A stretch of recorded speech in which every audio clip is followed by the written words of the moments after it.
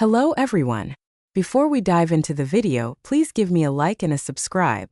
Thank you all my friends. I have been busy for 3 years. One of us turned the female antagonist into a big star in the music industry, while the other nurtured the female supporting character with autism and made her the new star of the tech company. As the strategic progress was about to reach 100%, and we could stay in this world, the male protagonist suddenly appeared. All our efforts over the past 3 years were undone overnight. In the dead of night, luxurious cars stretched like a dragon from the 3rd ring road to the 2nd ring road. Under the neon lights, the line of cars shone like a fiery dragon, illuminating the night sky. The entire street seemed like an extravagant party taking place in a silent forest of steel. Travis sat on the railing of a river bridge, sipping some horse urine, and directing the world.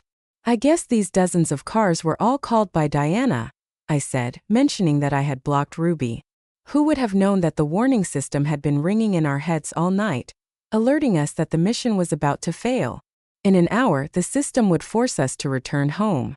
We had been in this world for 3 years, and now we had to go back to our previous miserable lives. Travis and I were a bit melancholic. Suddenly, a phone call broke the silence of the night. Diana called Travis. Without hesitation, he answered. Diana, it seems you still understand.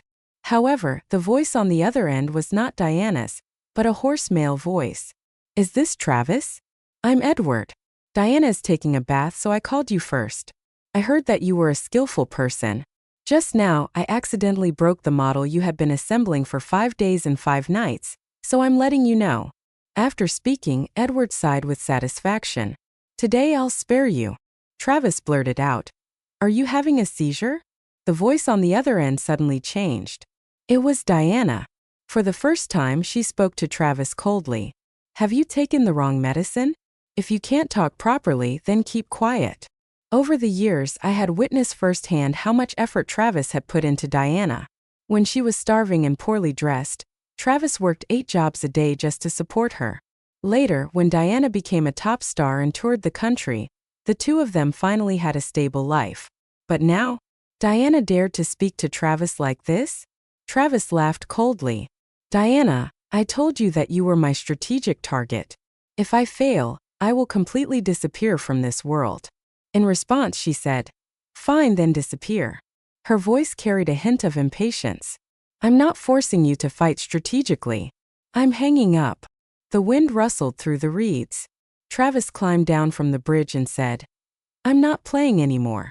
Are you going home? I replied, If you go, I'll go too. The system had chosen a car accident as our method of death because it was quick and less painful. It could be considered an interesting experience before returning to the real world. But soon after, the system went silent and said, Master, I have a connection issue. Can we switch to cancer? Travis and I were silent for a long time. Then we cursed. Are you stupid? When it came to me and Travis, we had already chosen our burial spots, a prime location next to 8 tall girls. But when we returned, Travis had pancreatic cancer and I had stomach cancer. The system stated that after we naturally passed away in this world, it would no longer contact us. According to the information I found online, pancreatic cancer progresses quickly. Travis would likely die before me, but I didn't expect it to happen so fast. Right after the system disappeared, Travis clutched his stomach and curled up, saying, Damn it. The system forgot to turn it off. It hurt so much. The priority at the moment was to take him to the hospital to get a morphine injection. When we got home, we faced Diana. She was wearing Edward's shirt and was being held in his arms. Diana saw us and irritably asked, Why are you back? Travis, in pain and without the spirit to talk to Diana, went into the bedroom to look for his health insurance card. But in the bedroom, men's and women's clothes were scattered everywhere, along with the broken pieces of the model he cherished most. The photo of Travis and Diana also lay shattered on the ground. Everything was in disarray. Travis turned back and asked, Diana, where's my health insurance card? Why do you need it? Travis replied, I have cancer and need to be hospitalized. A sharp gleam appeared in Diana's eyes. I just received your health checkup results from last week, and everything was normal.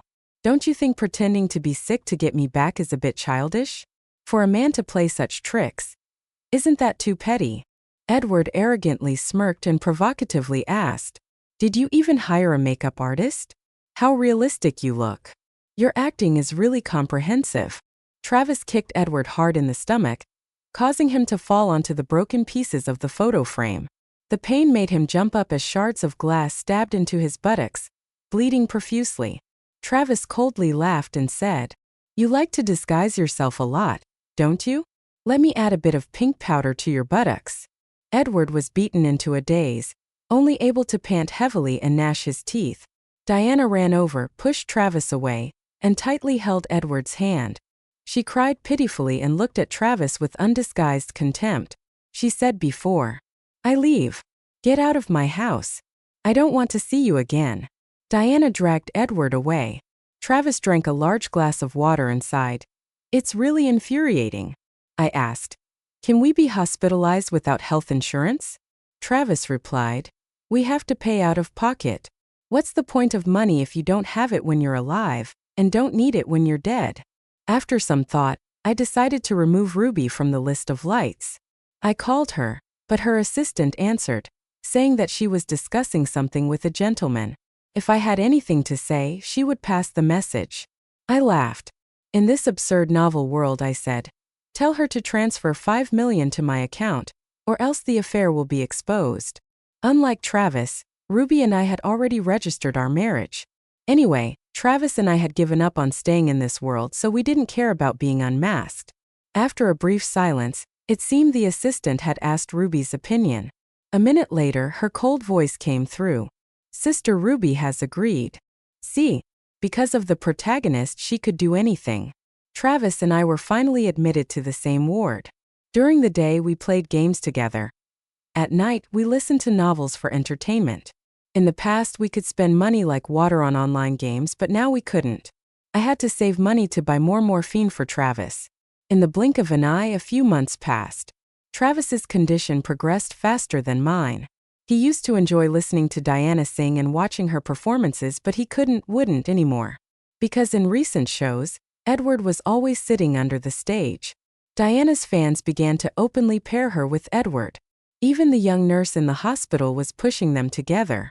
Every time they saw Diana and Edward standing next to each other, they would cheer. Travis was in increasing pain, to the point where dozens of morphine injections couldn't stop the sweat from pouring down his forehead. I looked at his arm, full of injection marks like a beehive, and my eyes stung. I said, "Why don't you just jump off the rooftop?" Weakly, Travis replied, "Get out. If I die, you'll be here alone. There won't be anyone to talk to." I sighed. At that moment, the system, which we thought was dead, suddenly came back online. It said, "I'm sorry, Master. I finally connected. You don't have to suffer anymore. The system will immediately take you back." By this time, Travis was almost at death's door. He lifted his head, his lips trembling, unable to make a sound. Perhaps he wanted to say, "Mom." The system anxiously said, "I'm sorry. We will compensate you with $100 million in cash." Upon hearing this, Travis peacefully closed his eyes. In June, Diana concluded her national tour and returned to the capital with Edward. That day, the traffic near the hospital was completely gridlocked. It was the route Diana had to take to get home. She sat in the car, kissing Edward, who was pressing the fast shutter repeatedly, capturing the couple. The heat of the live stream caused the platform to crash multiple times, with comments updating tens of thousands per second. Diana's fans were so delighted they almost hugged each other and cried. They commented, "Diana and Edward will be happy forever. Finally, my girl has pursued her bright moon. Please get married right away." A reporter pushed through the crowd and asked, "Have you and Mr. Edward been living together? Can we come to your house for an interview?" Such impolite interview requests are usually refused. However, with the stubbornness of a female antagonist in a novel, Diana always wanted to tie her name with Edward, so she didn't hesitate to answer, "Yes." But then she remembered. Her house was still a mess. The floor of the master bedroom still had the broken photo of her and Travis. So she called Travis. I answered the phone. She asked, "Where are you, Travis?" I looked into the distance, at the figure of Diana, who was tightly holding Edward. I didn't say anything. The cold body of Travis was lying on a stretcher in the backseat of my car. Diana couldn't hide the impatience in her voice. I don't care where you are. Come home immediately and erase all traces of your existence, I said. Diana looked back. Hearing my voice, she turned her head reflexively. Through the thousands of people, she saw me sitting in the hearse. I said, Travis died of pancreatic cancer. When you were kissing Edward in the car, his body just passed by you. Diana was stunned for a long time. Clutching her phone tightly, she looked at me from afar. Surrounded by the crowd, despite the reporters and Edward asking her questions, she didn't answer. Then, everything seemed to slow down. In front of thousands of media outlets, Diana suddenly rushed out of the car, pushing people aside and running toward me. Her face was pale and it seemed like she was shouting something, but it was too noisy to hear. I threw the ring on Travis's ring finger out of the window and told the driver to leave. Watching Diana collapse to the ground, I remembered Travis's last words. He said, it wasn't wrong that people would be bound by the things they couldn't achieve in their youth for a lifetime. What they couldn't have was Edward. Or perhaps someone else. That night, Diana's name appeared on many hot search lists. Diana chased the hearse. Diana was injured. Diana and Edward had an argument. Diana called me continuously. With no other choice, I had to remove the SIM card and leave. I turned to the system and asked, if Travis could really get 100 million? The system replied, of course. I asked, what about me? The system said it had checked and found everything here to be normal. The pain blocking function had been activated, so I wouldn't receive any compensation. In the middle of my thoughts, a horse suddenly ran by. Things had reached this point, and I could only rely on my good friend who raised me. The remaining days passed quickly. I planned to replay the game with Ruby, but unfortunately, her assistant was too cautious. Every time I tried to approach her, I was rejected with the reason that she was with Edward. I also lost interest in playing with her. On the contrary, Diana heard the rumors. She had come to find Travis several times asking, where has he gone? I reviewed his medical report. How could he have pancreatic cancer? Don't use your clumsy tricks to test me, I said calmly, throwing Travis's death certificate at Diana. Look clearly, the ID number, the date of death, and the cause of death are all clearly stated. Diana, do you still remember who gave you the opportunity to release your first album when you first entered the entertainment industry? Diana opened her mouth and tears began to flow. Seeing her like this, I suddenly slapped her. Do you know it was because Travis had to drink with the producer until he vomited to get you that opportunity? Diana was really pitiful. Every time she got promoted and was lifted high by her fans, Travis had to drink so much alcohol and endure so much pain, going to the hospital so many times. You don't know.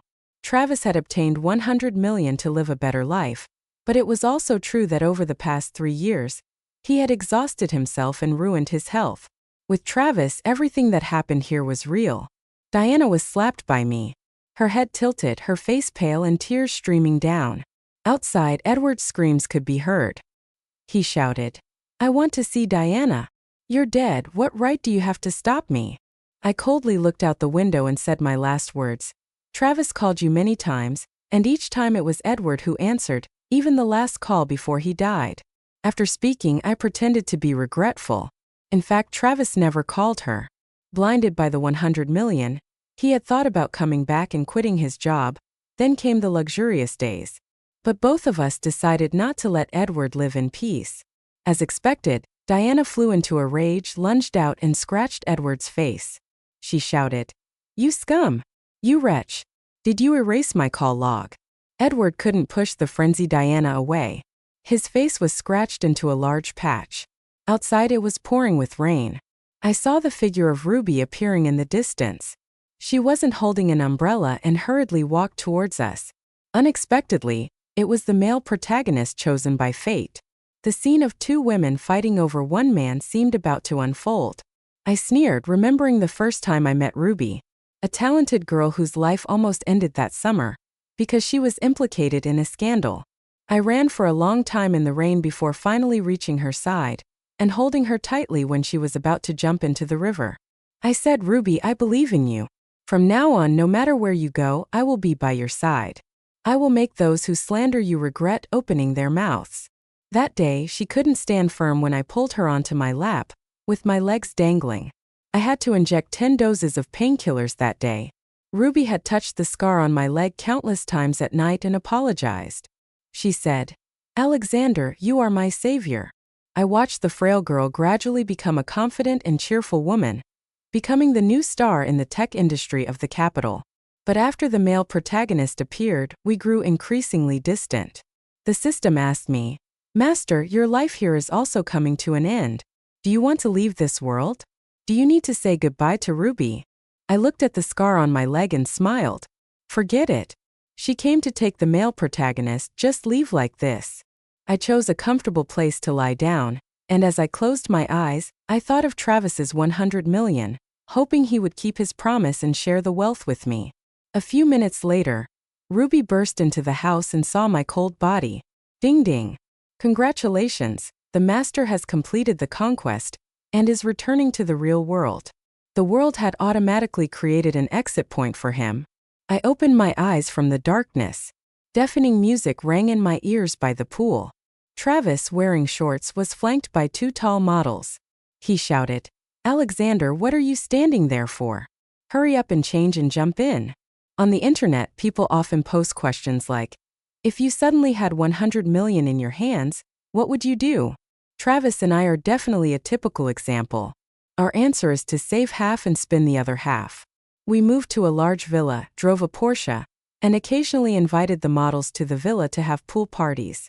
There was only one thing that Travis didn't touch, and that was music. He had packed all his favorite music before crossing over and placed it in the basement. When he closed the door, he asked me, "Do you have anything you want to throw away?" I said, "I've already thrown it away. Isn't it the box of physics homework? I threw it away after the college entrance exam." Travis rolled his eyes, sitting by the pool. The gentle night breeze blew, and the noise of the girl splashing water from afar had never felt so real. Although a year had passed, those people and those things still occasionally popped into my mind. Travis and I both understood and never mentioned it. Travis sucked watermelon juice into his mouth, tilted his head, greeted a girl from afar, and said to me, "Actually, later the system came to me. It seems they have some kind of mental consolation service." I turned my head and looked at him, listening to him continue. "The system always says it's old dreams like a dead script, but there are things I think only you can understand. How can they be fake when we've really experienced them? Now when I see alcohol, I want to vomit." It's no surprise that in all of Travis's parties, there's only juice and no alcohol. Travis said with a smile, "But I always feel he's not happy. Diana has left a scar in his heart. It might be unexpectedly flipped up at an unguarded moment, causing fresh blood to flow. Just like when I came back, I always unconsciously restrain myself. For example, Ruby doesn't like spicy food, so I naturally refuse when the boss asks about my taste. For example, Ruby likes wontons made by me, so every time I think about what to eat in the evening, that whiny voice rings in my head again. Can I have wontons? Travis and I are not the winners in this game. We are just survivors. The music at the scene pulled me back to reality abruptly. The atmosphere quickly became lively again. Travis smashed a glass and said, "I can't touch all those hot models tonight." I said, "Me neither." We jumped into the pool because the models were too charming. The music was so lively that we didn't hear the annoying system start up again. It messed up the sound at the scene and screamed loudly with fear in its voice. I've discovered the mission to eliminate the male protagonist of the novel world. Travis and I were caressing the white legs of the models when we simultaneously uttered a question mark. Then everything went dark and we lost consciousness. It was a chaotic night. Travis and I held the models and both of us fell into the pitch-black pool. The sound of struggling violently rang out. Bright white light shone everywhere, turning the night into day. Ruby sat by the pool, staring at me when I suddenly appeared. The staff next to her whispered, "Sister Ruby, the experiment was successful. Should we close the transmission?" Diana didn't wait for Ruby to reply. She bit her lip in anger and said, "Don't close it. Destroy the device completely." Before I could react, Travis and I were pulled out of the pool by several men in black. Diana, the evil antagonist, was clearly very angry. She completely abandoned her image, cursing and calling us shameless. I know you're not dead. How dare you leave me behind and play dead? This time, you're definitely going to die. Ruby remained calm in tone, but her eyes were terrifyingly mad. The deranged girl caressed my neck and laughed, saying, "You really did deceive me terribly." I looked at Travis and saw that he was strangely calm, even a bit dazed. He asked, "Where is this? Who are you?" Travis seemed like a lost child, crying and begging to be released. "I don't know you. I want to go home." Diana was bewildered, her eyes wide with confusion. Then suddenly she forcefully grabbed Travis's hand, her voice rising in desperation. "Don't pretend with me, Travis. You can't treat me like this," she shouted, her grip tightening. But the only response was Travis's painful cry. I stood by astonished, my heart pounding. What a great dramatic performance. Why didn't I think of it? I swallowed my saliva, my throat dry, and slowly turned my head towards Ruby. Ruby smiled, but it wasn't a warm smile. It was chilling. "So, you don't remember me either?" I closed my eyes, feeling a deep sense of finality. It was over. Both of them were pretending to have lost their memory too clearly. "Travis, you are really a dog." Travis and I had lived in the real world for a year. But in the mission world we had experienced 3 years. The heavenly Queen Diana had disappeared. Now she had become Ruby's partner. Over the past 3 years all their efforts were just to bring us back. They had a grudge to settle, a score to pay. They were very coordinated in driving us apart. This matter would end all possibilities of us leaving here. And in reality they had succeeded. The system could no longer contact us. Ruby imprisoned me in the basement of the villa. Except for work, she almost followed me every day. And she would say, "Husband, don't worry. This time, I only have you." That night, as usual, Ruby looked at the scar on my leg. But then she was stunned. It was gone. Where there used to be a scar, my skin was now smooth as new. In the darkness, we looked at each other. Both of us understood something had changed. The things left unsaid from 3 years ago, whether it was obsession or regret, it always felt awkward when brought to light. But I had to say it.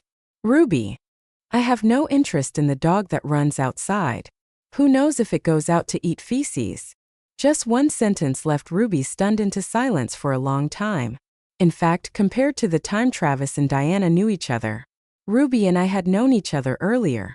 When Travis first crossed over and became the manager, considering which young actress to promote, Ruby had always followed me, calling me sweet brother. At that time, Ruby was not like now. She would panic and run to ask me when someone gave me a popsicle because of a girl. When the school was in an uproar over giving hand-knitted scarves to the boys they liked, she stayed up for several nights just to give me one before winter came. The notes on the bag didn't dare to have her name. She only secretly placed it in my desk drawer. She said she knew I would open it in front of my classmates. She didn't have a good reputation. And she didn't want to involve me. Later, she stumbled many times on her academic path. The most critical crisis was when she was a doctoral student, and her professor deserted her. I always spent all my family's wealth to help her stand up firmly, and I said, "Ruby, you can stand up." Later, she became a new star in the tech industry, and never fell again. She no longer knitted scarves by hand, but instead bought the entire luxury store. However, it seems she always forgot to sign her name. First she didn't dare to, then she didn't care, and finally she didn't want to. I don't know when I started to realize that Ruby had become distant in this relationship. Perhaps it was a year before Edward came back, when Ruby had just registered an important new patent. At the celebration party, she got drunk. When she came home, I found a bite mark on her shoulder and a few hickeys on her collarbone. At that moment, my mind went blank. Disappointment and anger surged like waves, breaking me into pieces. I slapped her hard. Ruby sobered up immediately. The panic in her eyes was undeniable, but her first reaction was to deny it. She said, "There were too many mosquitoes last night, which is why there were so many marks." I was stunned. Even my anger reduced by 3 parts, because of her foolishness. I asked, "Your research is really not bad. Do mosquitoes also have teeth? When will you announce this research?" She just shyly called me husband, and wanted to cuddle into my arms and act coy. When I pushed her away, she accidentally sat on my leg. making me break out in a cold sweat. At that moment, it probably triggered Ruby's past memories. Her face immediately turned pale. Tears streamed down her cheeks. She awkwardly pleaded and defended herself. Husband, really nothing happened. It was just drinking. Nothing happened. Please forgive me. Promise. I will never do it again. I won't have dinner with them anymore. Looking into Ruby's painful and panicked eyes, I believe she was truly remorseful at that moment. Seeing that I seemed to have calmed down, she quickly wiped her tears, tied her hair up, and reached her hand into her clothes. She wanted to use intimacy to ask for my forgiveness. How ridiculous. The dog goes outside. Who knows if it has eaten feces? So I pushed her away and went out to drink all night. Since that day, we slept in separate rooms because Ruby refused to divorce me. Occasionally, she would bring it up to mock me a few times, which was really ridiculous. Not long after, she got angry again, just like the previous times. Whenever she made me angry, as long as I didn't give in, she would always find a reason to get even angrier. Just 2 weeks later, she couldn't bear it anymore. One day, after I mocked her, she suddenly threw her chopsticks on the table and asked, "Alex, are you having fun?" At that time, there was still eggplant braised in oil on the table that I had just cooked. The chopsticks flew into the hot oil. Splash! The oil splattered into my eyes. I rubbed my temples, said nothing. I stood up and threw the plate of eggplant into the trash can. Ruby suddenly woke up. She hugged me from behind and apologized. "Husband, I just lost control. Promise, I won't be like that anymore. People are really tasteless. Always being dragged to hell by huge sunk costs. Lack of decisiveness will only lead to collapse." Since then, Ruby's strategic progress stalled at 99%. It was just one step away from me staying in this world forever. In fact, the system had asked me, did I want to leave or reset and stay here, enjoying wealth and honor? Which honestly wasn't bad either. I chose the second path, but not because I was reluctant to give up the game. It was because of Travis. Travis and I grew up together in the orphanage. We had never left each other. I didn't want to return to a world where I would be alone. So, I prolonged the progress and lived in a daze. However, my indifferent attitude towards Ruby made her unable to bear it anymore. She began to spend nights outside, although she didn't let any other man touch her. From then on, in her consciousness, she began to agree with a new set of values. Modern women today, why should they be loyal to one man? There are so many men with 3 legs to find, but men with 2 legs are everywhere. Isn't having a pursuer like a bright moon more proof of one's special charm? Perhaps, in a dream, I inadvertently let Ruby know everything about the system. Therefore, she found a reasonable excuse for her actions. Her loss was just waiting for the real male protagonist to appear. The next morning, she said to me, "Husband, people cannot resist fate. But don't worry. I will never cheat on you physically." I really don't understand. Do I have to thank her for not cheating on me physically? If she cheats on me with another man, do I have to thank her for not having a child with him? It's really ridiculous. I slapped her again and told her, "Do not talk nonsense. Do whatever you want. It has nothing to do with me." It's not because she wants to disrupt me, but because she can't disrupt me. Later, Edward appeared. I thought Ruby finally understood everything. What she had was enough to support her self-esteem. Why should she give in to me? In the last year, she threw me away like trash and embraced her glamorous life. No one knew that the strategic progress of 99% was because I actively reset and gave up saving Ruby. When I said that to Ruby, she seemed to disappear. I hoped she would quickly let go of me just like before and divorce me. After all, ordinary people in this world are still quite fine. If I could get some money from the divorce, I could move to a new place and start a good life. But when I was imprisoned in the villa for 2 months, Ruby still didn't change her mind. She came to me every night. "Husband, I'm so miserable. I don't know what I want or how to go forward." Hearing her say this, I suddenly remembered, before crossing over to this world, the system had evaluated Ruby as a genius, but with a social anxiety disorder. She had unique insights into the vast universe. And it was precisely this open-minded thinking that led to her shortcomings in dealing with emotions.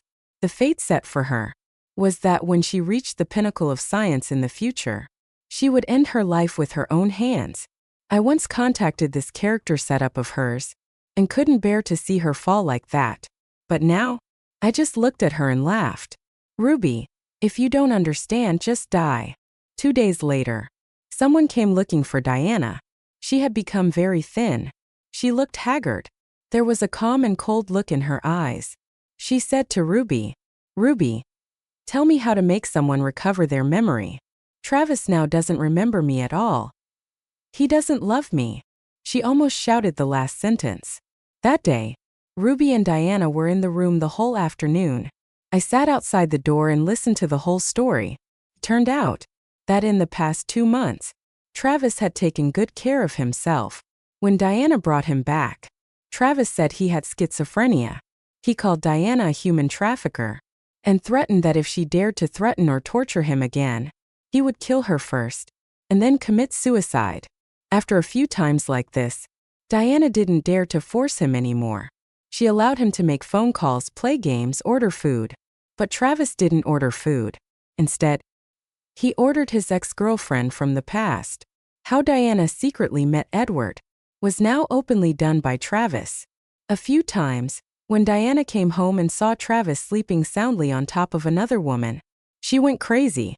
But when she was furious, Travis sat on the sofa and looked at her coldly. Later, when Diana cut off his phone, Travis smashed all the photos of the two of them and said, "I don't know her, but I have to live with her."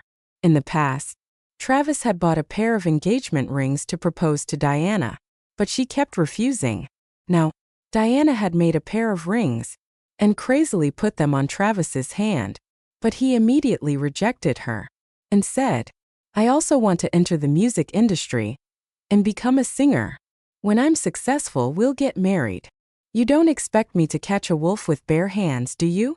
After losing his memory, Travis became cynical and pragmatic. Diana gritted her teeth and endured, using all her old connections to push herself into the entertainment industry, fighting for survival, paving a bloody path for Travis. Travis's new album had off-key singing, mixing the music of Hua and Star's music to pay tribute to Star. The album was released for 3 days and topped the ranking list. The comments were all curses. "Who is this bastard? Doesn't he know who he is? What is he singing? Get out of here." The album was cursed more than 100,000 times. In the background, Diana had to drink with the tycoons until she was drunk and vomited blood from her stomach. The next day, when she woke up in the hospital, there was no one to cover her.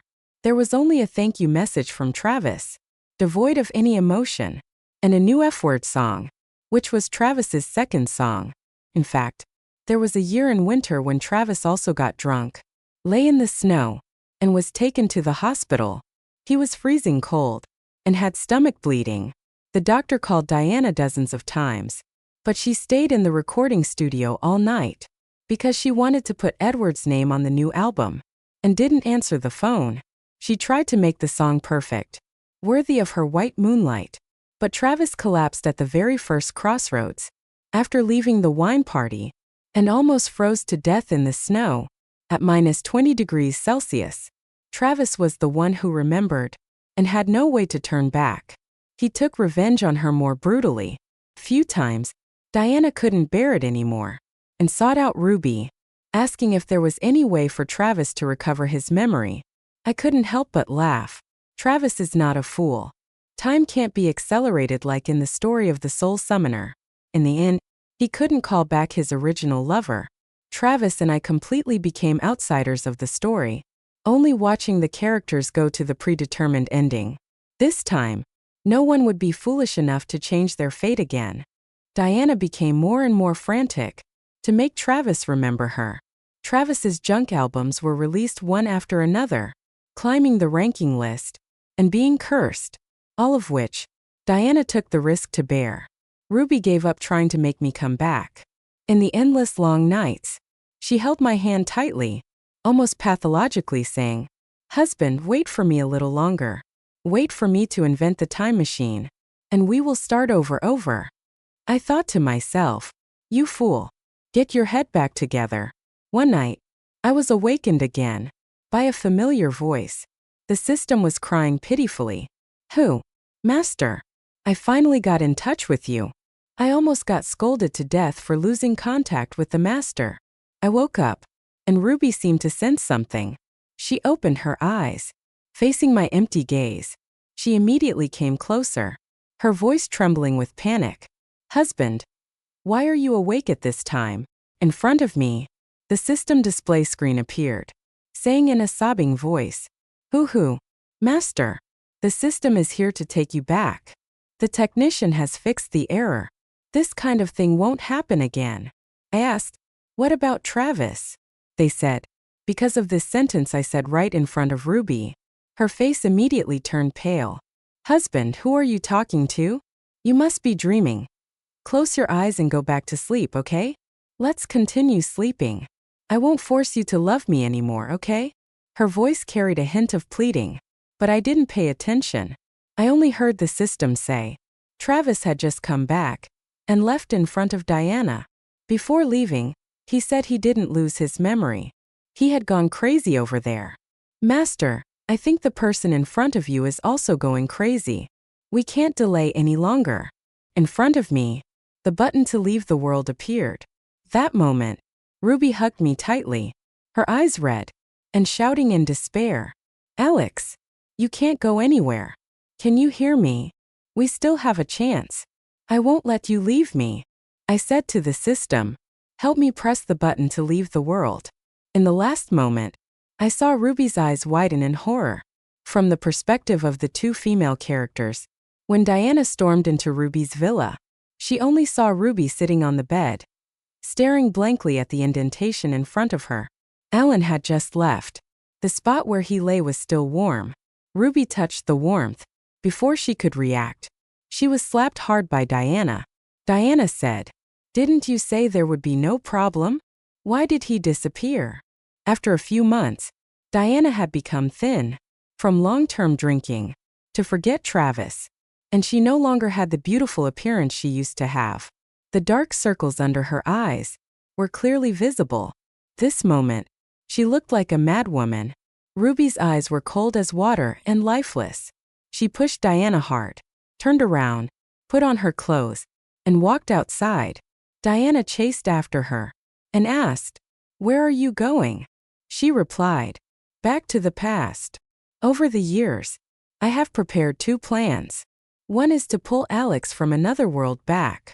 If that doesn't work, I will choose to go back to the past. She had realized what she truly wanted, recognized her mistakes, and believed it was still possible to fix everything. Outside, the wind was howling, and the snow was falling. When Ruby entered the experimental base, she immediately encountered the experimental staff running towards her in a panic. Sister Ruby, the research results don't match. A flash of doubt appeared in Ruby's eyes. How could they not match?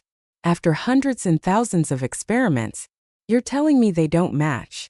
The staff said, crying, Sister Ruby, everyone else succeeded except for you and Diana, because the two people you mentioned truly no longer exist. From the past to the future, they don't exist at all. Those words hit Ruby like a heavy hammer. Her ears rang. Her vision went dark. She asked, what does not exist mean? But in the blink of an eye, the staff in front of her seemed to be reset. Their eyes were empty as they looked at the board with the names Alex and Travis. Then they wondered, who are they? The names disappeared, as if erased from the air. The staff didn't know why they were there. They just nodded quietly to Ruby and turned to leave. Ruby suddenly pushed the staff aside and rushed to activate the device. At that moment, Diana arrived and was covered in white light. Both of them disappeared on the spot. Ruby and Diana were sent back many years into the past, before they met Alex and Travis. But this time, no one appeared to save them. Their lives replayed according to their destined fate. Ruby had once been forced to cut her wrists to commit suicide, but failed. Later, she jumped into the river to drown herself, but was swept to the shore by the water. and was taken to the hospital. After that, for many years, her life was full of difficulties. No one was by her side when she stumbled. When she had no support, no one told her, "Ruby, you can stand up. You still have me." Her life became tragic and gloomy. The path to the pinnacle of science was full of thorns. As for Diana, in the year she debuted, she was crushed and submerged by the forces in the entertainment industry. She struggled to fight back, up and down, always like a drowning person who couldn't find direction or a way out. No one was willing to invest effort into a poor and untalented singer. The management changed her, treated her like a burden. Finally, Diana collapsed, killed many people, and then committed suicide in her less than 30-meter room.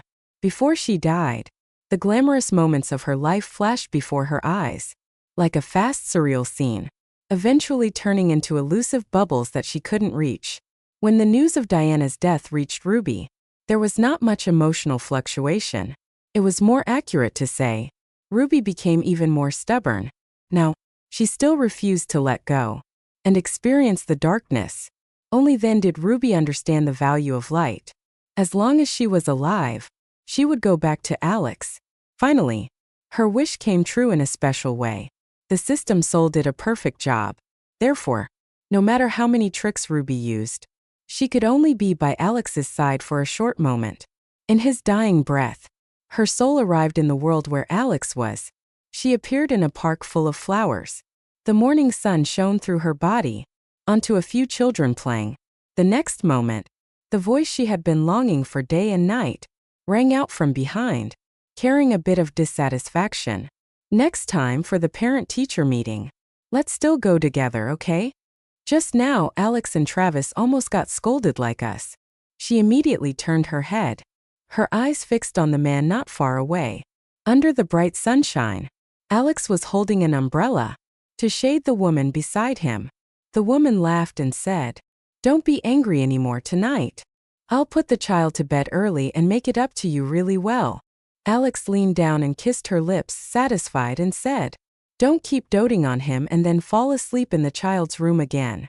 The woman snorted and said, "Do you think I'm you? The child is still jumping around, and you're snoring like thunder." In that moment, Ruby was overwhelmed by despair. Alex had already gotten married. Before she could think any further, another voice reached her. "Mommy!" A little girl with muddy hands ran towards them, passing through Ruby's body and throwing herself into Alex's arms. In the woman's embrace, the little girl's eyes were exactly like Alex's, intently looking at her mother, who was holding the child with a face full of happiness. The woman didn't mind the muddy hands of her daughter. She hugged her tightly, kissing her gently. All the actions unfolded, just as Ruby had predicted, familiar, as if it was the future she was supposed to have.